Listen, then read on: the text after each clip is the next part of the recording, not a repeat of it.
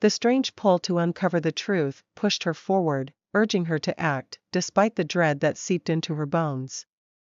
She crouched low behind a nearby tree, moving slowly and quietly, peering through a small crack between the vines. Through the narrow gap, she caught her first glimpse of the interior of the hut. What Ngozi saw inside the hut made her blood run cold. The room was dimly lit by flickering candles arranged in a circle around the space. Shadows danced on the walls, casting strange, shifting shapes that made the entire scene feel unreal, as if she were watching something from another world. At the center of the room stood a large, ornate mirror. It was framed in dark wood, carved with intricate symbols that Ngozi did not recognize. The mirror's surface shimmered unnaturally, almost as if it were alive, rippling in the dim candlelight. Amara stood before the mirror, her body still and focused. In her hands, she held several strands of hair that she had braided during the day. The strands floated in the air around her, glowing with an eerie, ethereal light that seemed to pulse in rhythm with the flickering of the candles. The sight was both mesmerizing and terrifying. Ngozi's heart raced as she watched Amara slowly chant in a language she had never heard. The words were soft, almost like a whisper, but they carried an undeniable power. As Amara spoke, the floating strands of hair seemed to move of their own accord, curling and twisting in the air as if they were alive. The longer Amara chanted, the more vibrant the glow became, until the entire room was bathed in a strange, otherworldly light. Ngozi held her breath, not daring to move. Her eyes were fixed on the bizarre ritual unfolding before her. She watched in frozen horror as the strands of hair began to dissolve, breaking apart into thin wisps of smoke that drifted toward the mirror. The mirror, which had already been shimmering with an unsettling glow, now appeared to swallow the hair whole. Each strand disappeared into the glass, leaving behind no trace of its presence. It was as though the mirror had consumed the very essence of the hair. Ngozi's mind raced. What was happening? Why was the mirror absorbing the hair? And what did it all mean? As the last of the glowing strands vanished into the mirror, Amara stopped chanting. She stood there for a moment, her face expressionless, her eyes locked onto the mirror's surface. A chill ran down Ngozi's spine as she saw something shift in the reflection, something that didn't belong. For a split second, the mirror seemed to ripple again, as if it were no longer a reflection of the room, but a portal to another world. For a brief, horrifying moment, Ngozi thought she saw the faces of people she recognized. It was as if their spirits were trapped inside the mirror, their eyes wide with fear and helplessness. Amara smiled faintly, a look of satisfaction crossing her face. She turned away from the mirror, and the glowing strands of hair that had once floated in the air now hung limp in her hands, as though drained of life. Ngozi could barely believe what she had just witnessed. She had uncovered the dark secret that Amara had hidden from everyone. The hair she braided was not just styled, it was bound, consumed, and used to feed some kind of dark, sinister power. And the mirror was where it all went. It was clear now. Amara was not just a talented braider, she was performing rituals to steal the life force of her customers. Their spirits, their luck, their very essence, was being trapped and siphoned away. The weight of the discovery hit Ngozi like a tidal wave. She felt sick to her stomach, her breath shallow with panic. She had to leave. She had to get out of there before Amara noticed her presence. Her mind was racing, and her legs moved on their own accord as she backed away from the hut, her heart pounding with terror. As she turned to run, she nearly stumbled in her haste. The dark forest seemed to close in around her, the trees whispering secrets she wasn't ready to hear. She didn't stop running until she reached the edge of the village, the familiar sight of the market square offering her a small sense of comfort. Breathless and trembling, Ngozi stumbled into her small house, locking the door behind her. She collapsed against the wall, her mind reeling from the horrific discovery. How could she explain what she had seen? Who would believe her? The other braiders, the villagers, they all loved Amara. She was the mystery that everyone adored. The idea of her being involved in something so sinister seemed impossible. But Ngozi knew what she had seen. She knew the truth, and it terrified her. She wanted to scream, to warn everyone in the village about the darkness that had taken root in their midst, but she also felt a deep sense of fear. Would they believe her? Or would they call her jealous, mad, or worse, dangerous? The secret that Amara had hidden so well was now out in the open, but Ngozi was unsure of how to expose it without putting herself in danger. How could she stop Amara before it was too late? Would anyone listen to her warnings? The weight of the discovery was unbearable, but one thing was clear: the village was in grave danger, and Ngozi was the only one who knew the truth. But soon, the feeling of unease was undeniable. Those who had visited Amara to have their hair braided began to experience unsettling dreams, dreams that left them feeling empty and restless upon waking. It began with a young woman named Ada, a kind-hearted mother of two who had visited Amara's corner to have her hair styled for the village festival. Ada had heard the praises sung about Amara's talent, and when it was her turn in the queue, she felt an odd sense of anticipation. The braider's touch was gentle, but something in her silence was off-putting, like an unspoken weight that lingered in the air. That night, Ada fell into a deep sleep, only to be thrown into a dark and suffocating dream. She found herself standing in an endless void, a vast expanse of darkness stretching out in every direction. Her feet were heavy, as if bound to the ground by some invisible force. Ada opened her mouth to scream for help, but no sound came out. She reached out into the darkness, but her hands met only air, empty, cold air. There, in the distance, she saw a faint figure. The silhouette of a woman stood alone, her back turned. Ada tried to approach, but with each step, the figure seemed to move farther away, just out of reach. Desperation clawed at Ada's chest. She knew this woman. It was Amara, the silent braider. But Amara's face was shrouded in shadow, her features indistinguishable. Ada's heart pounded as she tried to call out, but her voice was silenced by the crushing void. She was trapped. When Ada awoke, the daylight felt distant and foreign. She gasped for breath, drenched in cold sweat, her heart still racing from the dream's intensity. It was unlike anything she had ever experienced. The darkness, the feeling of being utterly alone, the cold absence of sound, it all felt real, as though she had actually been somewhere, been someone else in that strange, suffocating world. Ada's husband, Chijioke, noticed the change in her immediately. Her face was pale, and her hands trembled as she tried to steady herself. "I saw her," Ada whispered, her voice barely audible. "I saw Amara. She was controlling me. I couldn't move. I couldn't speak. It felt like she was inside me."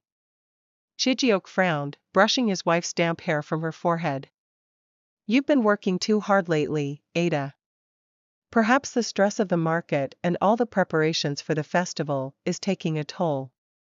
But Ada couldn't shake the feeling that something was terribly wrong. The dream felt too real, too vivid to be a mere product of stress. It felt like a warning. Ada's unsettling dream was just the beginning. Over the following days, more women who had visited Amara began to report similar experiences. Some said they found themselves trapped in dark, endless spaces, unable to escape, while others spoke of feeling drained and hollow, as if all their strength had been sapped from their very souls. An older woman named Ngozi, not to be confused with the jealous braider, told her daughter she had dreamt of Amara, standing at the edge of a cliff with her back turned, waiting. In the dream, the wind howled, and the earth trembled. As Ngozi approached her, she could hear the faintest of whispers, but they were incomprehensible, words that made no sense yet felt full of malice. In the mornings, these women woke up exhausted, their bodies weak, and their minds clouded with a sense of foreboding. But despite this mounting unease, no one made the connection. They all thought it was simply a coincidence. After all, they had been sleeping soundly until their visits to Amara, hadn't they? By day, the effects of Amara's braids were even more pronounced. The women who had visited her began to feel a strange, persistent fatigue. Tasks that once felt easy, like walking to the market or tending to their children, became monumental struggles. Their steps slowed, and their spirits sank lower with each passing hour. What was once bright and vibrant about them, their laughter, their energy, their joy, was replaced with a heavy, unshakable lethargy. Yet no one could trace it back to the braider. In fact, Amara's name remained untarnished, and her reputation only grew. Those who had their hair braided by her spoke of feeling refreshed, their spirits uplifted, despite the strange dreams and heavy exhaustion that lingered throughout the day. It was as if they were under a spell, entranced by Amara's art and her quiet presence. But no one dared to ask the crucial question, why was this happening? Ngozi, of course, knew exactly what was happening. She had been the one to witness Amara's dark ritual. She knew that the strange, glowing braids, the unearthly chanting, and the way Amara manipulated her customers' hair were no accidents. The hair was more than just a means of beautification, it was a conduit for something far darker, something that siphoned away the energy, the very essence, of those who wore the braids.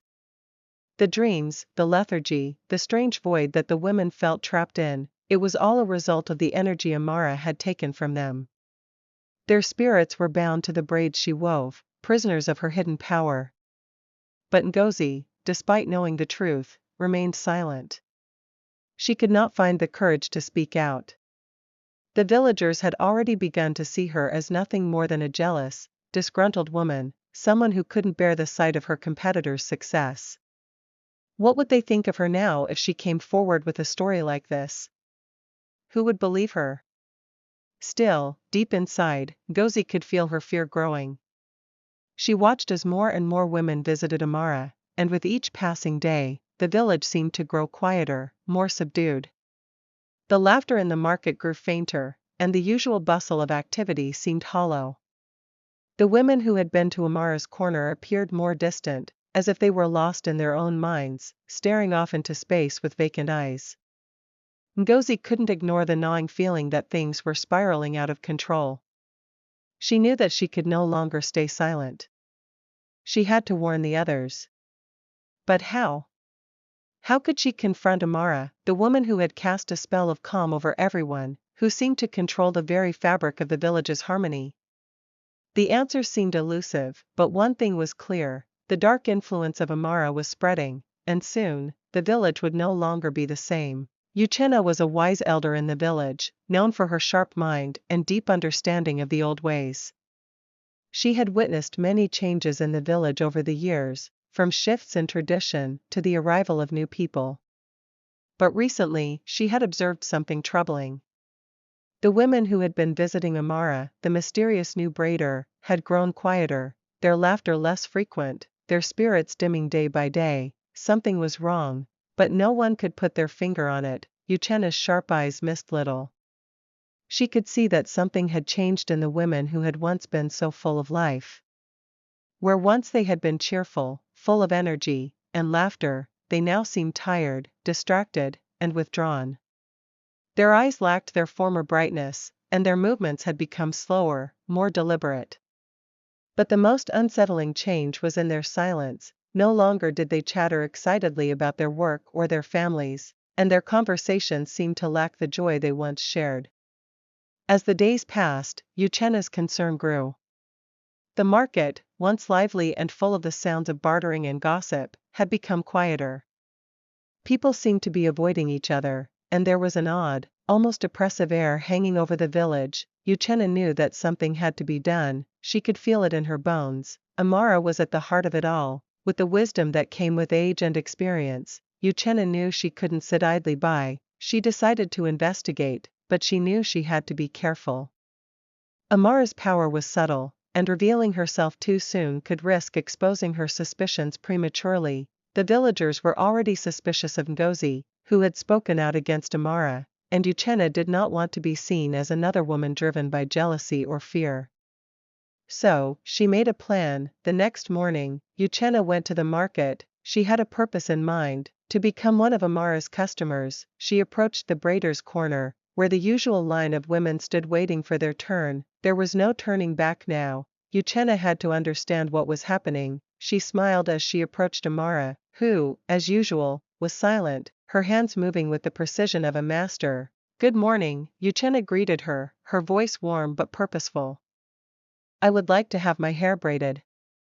Amara looked up from her work with a brief nod, her expression unreadable. Without a word, she gestured for Uchenna to sit down. As Uchenna settled herself onto the stool, she couldn't help but notice the intense calm that seemed to envelop the braider. There was something otherworldly about Amara, her silence, her focus, the way she worked so swiftly and efficiently. It was as if she wasn't just braiding hair, but weaving something deeper, something darker. As Amara began to braid Uchenna's hair, the elder kept her senses alert. She studied the braider's movements carefully, her trained eyes taking in every detail. Uchenna noted the way Amara's fingers danced through the strands of hair, her movements smooth and fluid, almost hypnotic.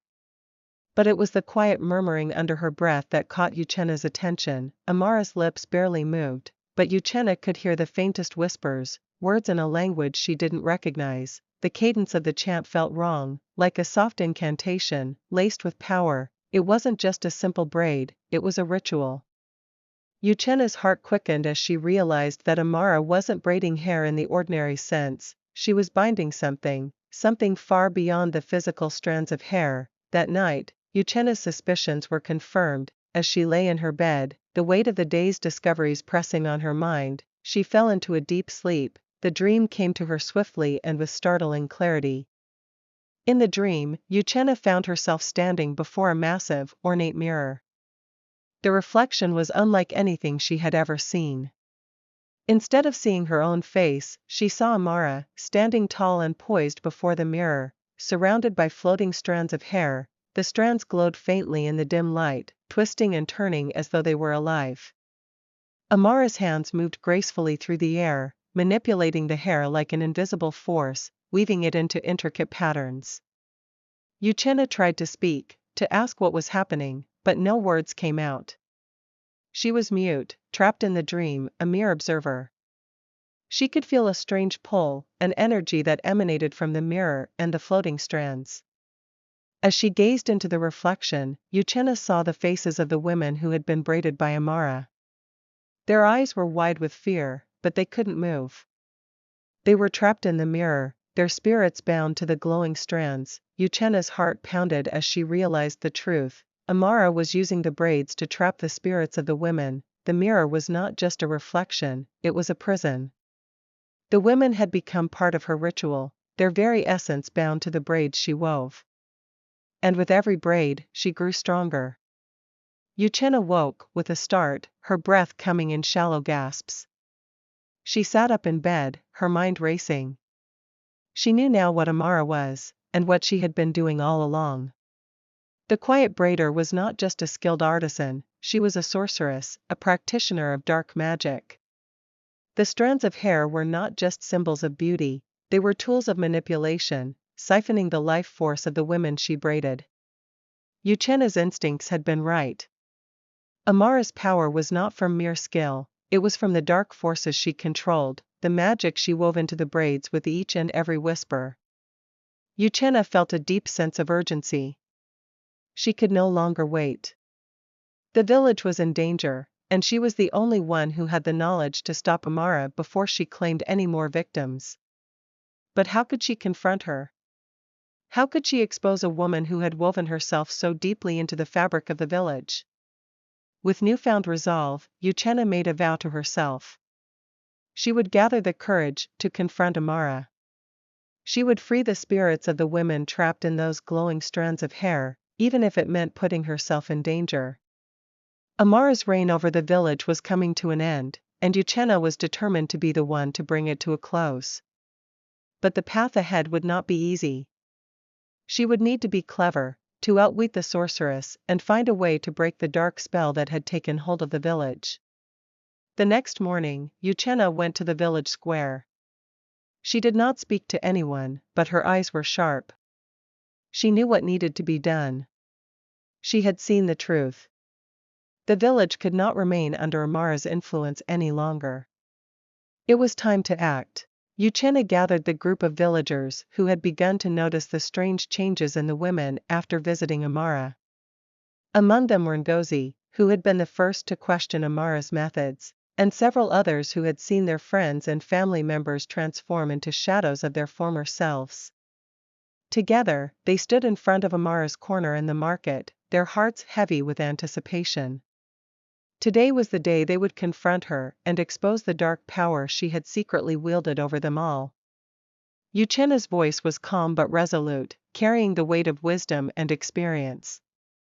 "Amara," Uchenna called, her voice cutting through the usual morning bustle of the market. "We need to speak to you." Amara's head snapped up, her eyes narrowing as she saw the group approaching. There was no denying it now. The villagers were finally waking up to the truth, and the once comfortable silence in which she had worked was now being threatened. She rose from her stool, her fingers instinctively curling into fists. But she said nothing. Uchenna stepped forward, her eyes locked with Amara's. "You've been taking more than just our hair," she said firmly. "You've been using us, binding our spirits to your braids, draining our vitality, and feeding off our lives. Your charms, your dark magic, it all ends today." There was no immediate response from Amara, no denial or admission. She simply stood there, a cold silence hanging between them like a heavy fog. But Uchenna could see the flicker of something, anger, perhaps, or fear, in her eyes. Whatever it was clear Amara was not going to let her accusations slide easily. The villagers, who had gathered behind Uchenna, stood in stunned silence. It was one thing to suspect something was wrong, but now, they could see for themselves that Uchenna was serious. They had all felt the gradual changes, the weariness that settled into their bones after each visit to the braider, but no one had connected the dots, until now. Amara's eyes seemed to darken, her lips pressing into a thin line. She wasn't going to speak. She wasn't going to defend herself. Uchenna could see the control Amara had exerted over the village in the way the people avoided looking her in the eye, the way they hesitated to take a step forward. They had all been under her spell for too long. "Amara, don't stay silent now," Ngozi added, her voice trembling with a mix of fear and anger. "You can't hide forever. We know what you've been doing with our hair.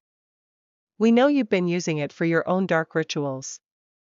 Still, there was no response from Amara.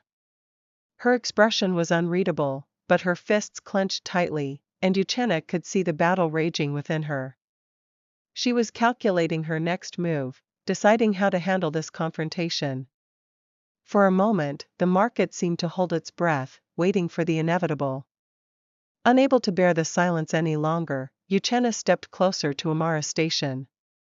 Her keen eyes scanned the area, looking for something, anything, that could prove her accusations. She moved slowly, purposefully, her eyes darting over the tools and items Amara had accumulated.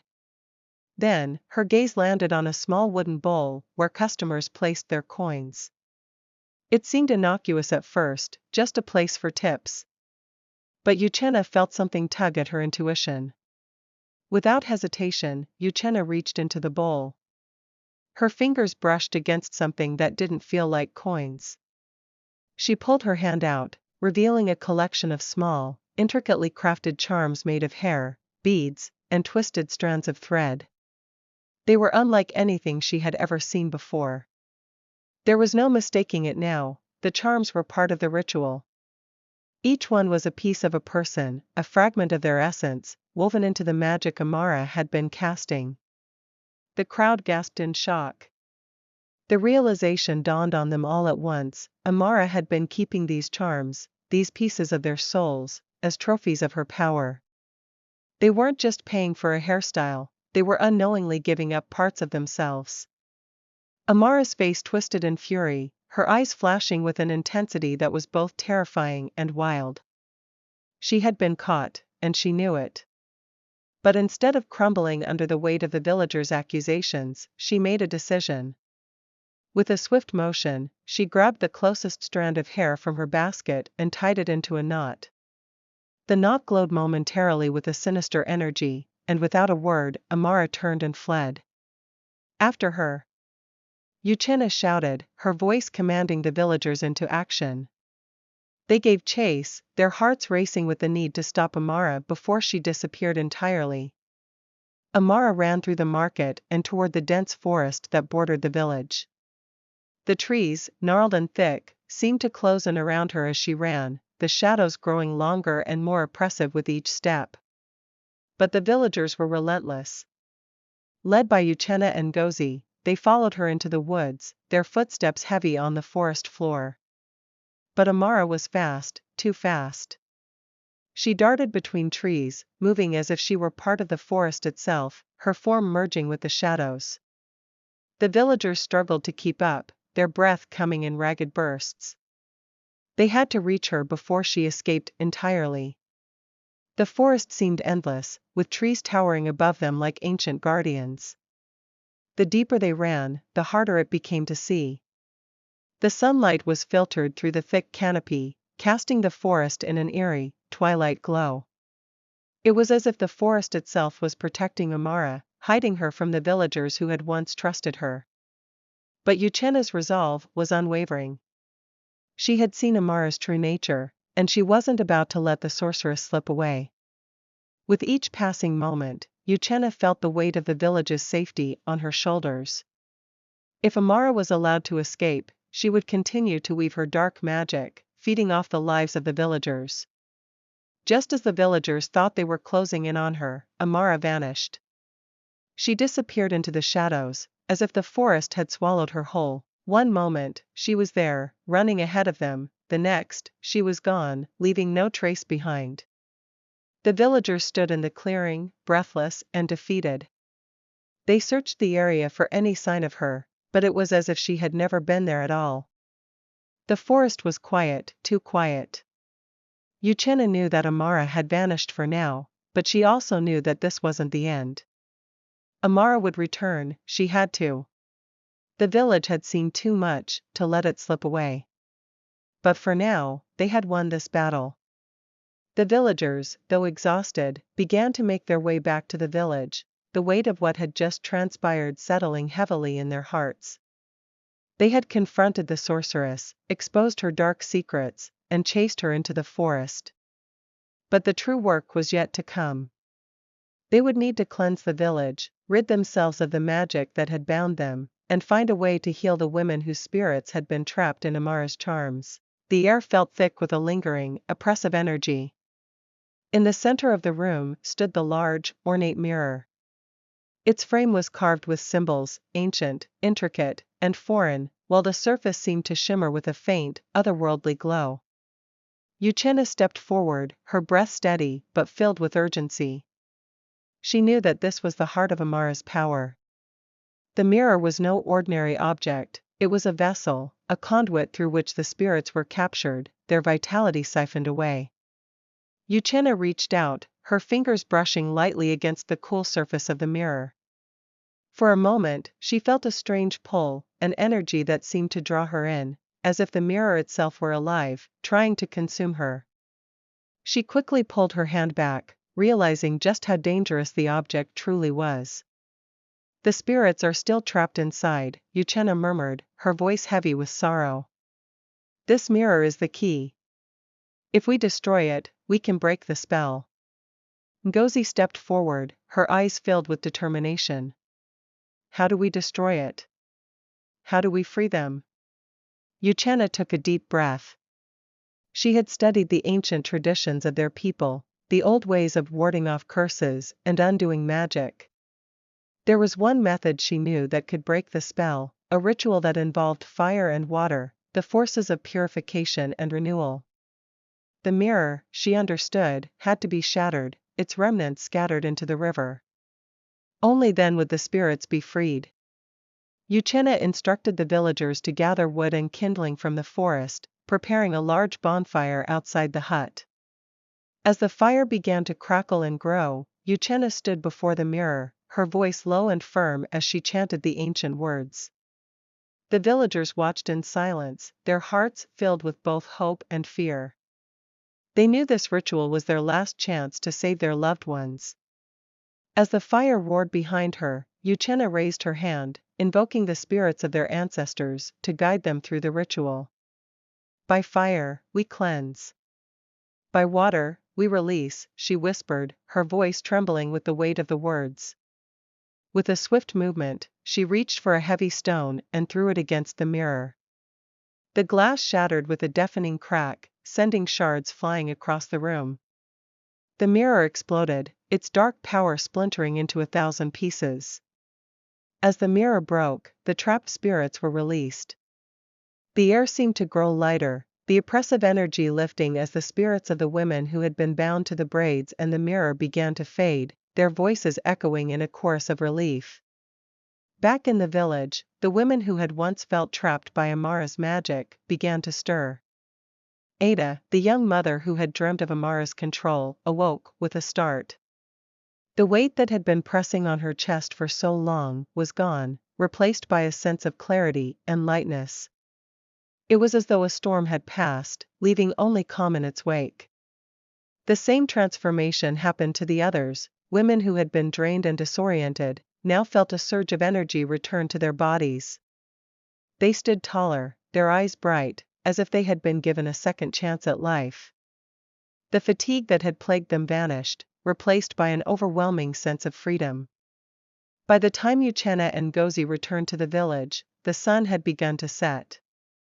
The fire in Amara's hut had burned down to a smoldering heap of ashes, and the forest was eerily quiet. The villagers gathered around the central square, their faces filled with both relief and joy. When they saw the women, restored and vibrant once again, the air filled with cheers and tears. They embraced one another, their spirits healed, and the heavy burden that had hung over the village for so long finally lifted. The village was free from Amara's curse. Ngozi and Uchenna stood at the edge of the crowd, watching the reunion with quiet pride. They had faced down the darkness together, and together they had broken the spell. The village would never forget the bravery of those who had stood up to Amara's magic and uncovered the truth.